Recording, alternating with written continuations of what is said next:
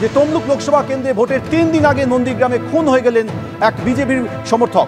নন্দীগ্রাম জুড়ে বন্ধের ডাক দিয়েছে বিজেপি। নিহত মহিলার নাম রথিবালা আরি। বিস্তারিত কথা বলবো আমাদের প্রতিনিধি এই মুহূর্তে বিটন চক্রবর্তী রয়েছে। বিটন, কারা হামলা চালালো যার পরিণাম মৃত্যু?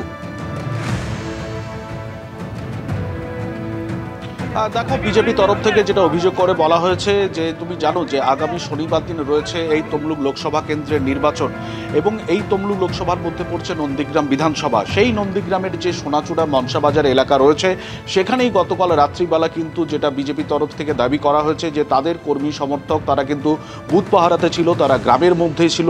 ঠিক সেই সময় মাঝরাত্রে অতর্কিতে তৃণমূল আশ্রিত দুষ্কৃতীরা তাদের উপর ধারালো অস্ত্র নিয়ে হামলা করে এবং তার ফলে কিন্তু 7 জন মারাত্মকভাবে জখম হন এবং একজন মহিলা বিজেপি সমর্থক তার মৃত্যুর মতন ঘটনা ঘটেছে। যদিও তৃণমূলের পক্ষ থেকে সেই অভিযোগ অস্বীকার করে বলা হয়েছে যে এই ঘটনার সঙ্গে তাদের কেউ কোনোভাবেই জড়িত নয় এবং গতকালে এই যে ঘটনা ঘটেছে এবং তার প্রতিবাদে কিন্তু গোটা নন্দীগ্রাম জুড়ে কার্যত বন্ধের চেহারা নিয়েছে।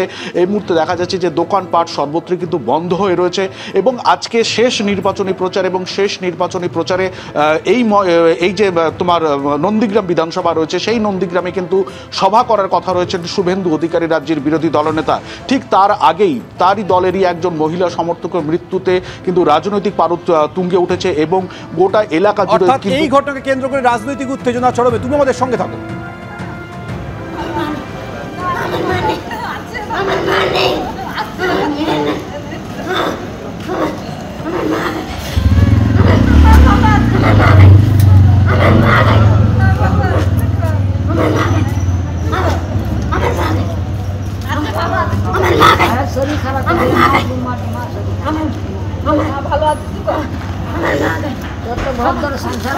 গতকাল নন্দীগ্রামে তৃণমূল কংগ্রেসে অভিষেক বন্দ্যোপাধ্যায় এখানে মিটিং করতে এসেছিলেন। তিনি মিটিং করতে এসে এখানে তাদের কর্মীদের গুন্ডাদের কিছু প্ররোচনামূলক কথাবার্তা বলেছিলেন। মেয়েদের বলেছিল বটি অস্ত্র নিয়ে পাহারা তোমাদের দিতে হবে। তার ফলস্বরূপ গতকাল রাত্রি প্রায় 2টোর সময় আল্লাজি আর ওখানে দেবু রায় বলতে সোনাচূড়া অঞ্চলে তৃণমূল কংগ্রেসের সভাপতি, তার নেতৃত্বে 50টি মোটর বাইক গিয়ে আমাদের একাধিক মানুষকে 7 জন এখনও পর্যন্ত আহত, 1 জন মারা গেছেন আর 5 জনও মৃত্যুমুখে তারা লড়াই করছে জায়গাটা আছে। তা আমরা তার জন্য আজকে ভারতীয় জনতা পার্টির পক্ষ থেকে রাস্তা অবরোধ করছি।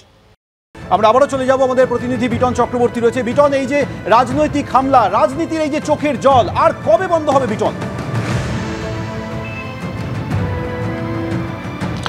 একদম কেননা নির্বাচন কমিশন প্রথম থেকে তারা দাবি করেছিল যে এই নির্বাচন পর্বে কোনো রকম হিংসা তারা বরদাস্ত করবে না, কিন্তু কার্যত দেখা গেল যে 6ষ্ঠ দফার নির্বাচনের আগে কিন্তু সেই নির্বাচনকে কেন্দ্র করে অর্থাৎ বলা ভালো রাজনৈতিক সংঘর্ষে কিন্তু একজন মহিলার প্রাণ গেল।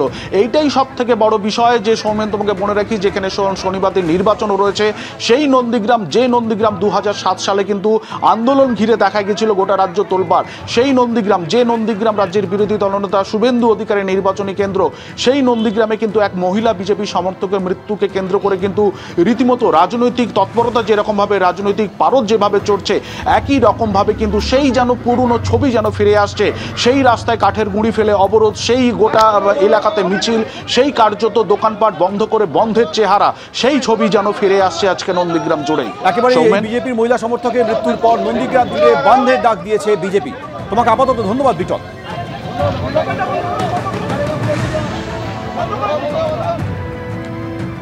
তৃণমূল কি বলছে শোনো বাবু? মৃত্যুটা কেন হলো, কার হলো, এটা তদন্ত করে দেখার জন্য আমি প্রশাসনকে অনুরোধ করব। যে মনসাবাজারে ঘটনা ঘটেছে ওখানে আমাদের একটা ফ্ল্যাগ মারার লোক নেই। নব বিজেপি আদি বিজেপির নিজস্ব গণ্ডগোল করে ওরা মারামারি করে হসপিটাল হয়েছে কি মারা গেছে, আর সেটাকে তৃণমূল কংগ্রেসের গায়ে কালি লাগানোর জন্য চেষ্টা করছে। এটা জানেন যে শুভেন্দু অধিকারী তার পরামর্শে এই চক্রান্তগুলো হয়। গোটা নন্দীগ্রামে এই আন্দোলনে ছড়িয়ে ভোট বৈতরণী পার হওয়ার জন্য চেষ্টা করছে।